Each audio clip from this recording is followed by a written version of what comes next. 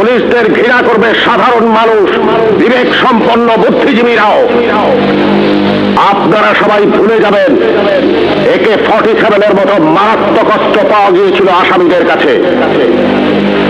যদি জনগণের কাছে ধরা পড়ে ওই আসামিরা গণপিটুনিতে মারা যেত, আপনারাই বলতেন ভালো হয়েছে, পুলিশের কাছে গেলে ছাড়া পেয়ে যেত।